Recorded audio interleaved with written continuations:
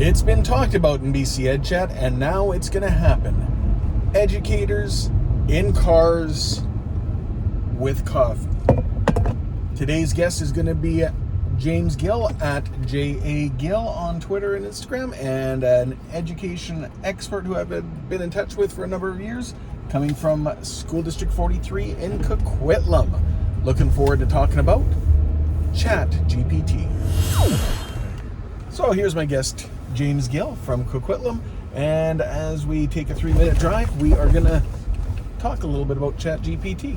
Yeah, so I've of course been hearing a bit about it, but from the classroom perspective. But what are your thoughts in kind of the leadership role on ChatGPT? Because it's we got to talk about it.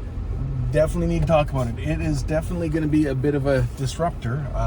I know this week I managed to use it to create a pretty good rubric for doing some analysis, and then I even did a little tease by having it create a strategic plan for our school district, just so we can compare it with the final result when we're done that in a couple weeks. And I think you're actually making good use of it. Then I think everybody else is just maybe fretting about, like, okay, well, how is this going to impact? Well, yeah, it is. It's going to disrupt things. It is disrupting things. I think what I thought was most amusing is how some people were using ChatGPT as students, and then they're going to run some of their work through another algorithm because they know there's a way to detect work that's been done by ChatGPT. But if you use a second algorithm to mix it up some more, you don't. But then, okay, well, what? So this time, disruption is going to be very, very different, I think. I think in early automation, when we had robots that weren't that smart, that would just weld one spot in a car, and people thought, oh my God, that's going to do away with all the... Well, it didn't do away with all the jobs. And in the past, automation has, done away with jobs that we really, really don't want. But it's going to be very, very different this time. Well, yeah, and especially in terms of creating content, because it's being told it's already going to replace the work of news writers and such. But I still think in terms of the writer's voice, there's going to be some that will be able to pick up on a ChatGPT written thing, much as I could pick up on Michael Crichton style book or a Stephen King or anything else like that. I've listened to some jokes written by ChatGPT. I mean, yeah, I'm sure they're going to get better, but I don't see how they could get worse. They were terrible. But I think I'm not going to be the one who says, I think we shouldn't worry about it because right now it's not great. Well, it's going to get tremendously better. Yep, it's still on a learning pathway.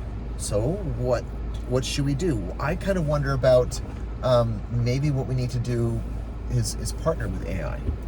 So I love this example. It's not a very good follow this example, but let's say you were somebody who wanted to spy on somebody else and you managed to hack into their cell phone. Well, this is actually a real world case. So using the haptic engine, something that nobody else maybe hacks, you can detect vibrations and you can start to get a sense of when somebody hits the space bar hard with their thumb and presses the P button or something like that lightly with their pinky finger. The haptic engine can start figuring stuff out. But if you don't, if it says send the choices of the word, send the package at, and the two words are Marlin and midnight, well, then the human being would say, well, in context, the word's gotta be midnight, send the package at midnight. So what I'm saying is, I think we have to leverage AI, and I think we have to partner with AI in the future. And people say, well, it seems silly to partner with a machine, but it's not going to be a machine like machines were before.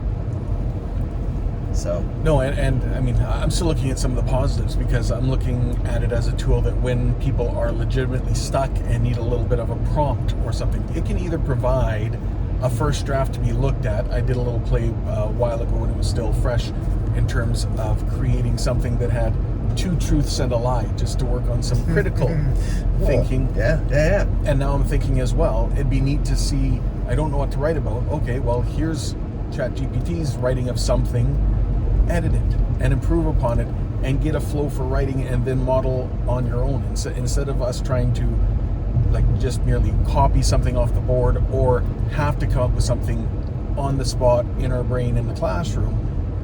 For people who need that nudge, being able to have a tool that'll give them that nudge. Now, I don't want to encourage anyone to cheat. No. But on the other hand, it's pretty clever that somebody thinks about, like, okay, I'm going to use this. I've learned how to use this tool, and then I'm going to use this other tool to hide the fact that I use this tool.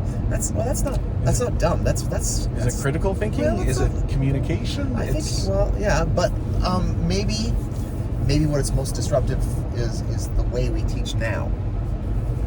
And we're still kind of wrestling with the fact that we're trying to deliver somewhere between that, late 1800s, clerk-making, industrial model of education and some sort of fast food delivery of everyone needs this faster than before, but still same. Well, I don't know. I think, if anything, I'm an experienced educator. But even when I was a young educator, I was an educator. I could tell you by having a conversation with somebody, if they got it about, like, let's say some science curriculum, I can have a conversation with them and can tell even better if they got it than by reading their work. Because text, there's always going to be some, and when a child's writing something, maybe they're hindered by how much they can write or their experience with writing. Teaching is such a uniquely human thing, but we have to evolve. That's what I think. Anyways, we've reached the end of our area, so we are coming to a stop now, and thanks for tuning in. Might be doing some more of these later on. Good day, everyone. Thanks for the lift.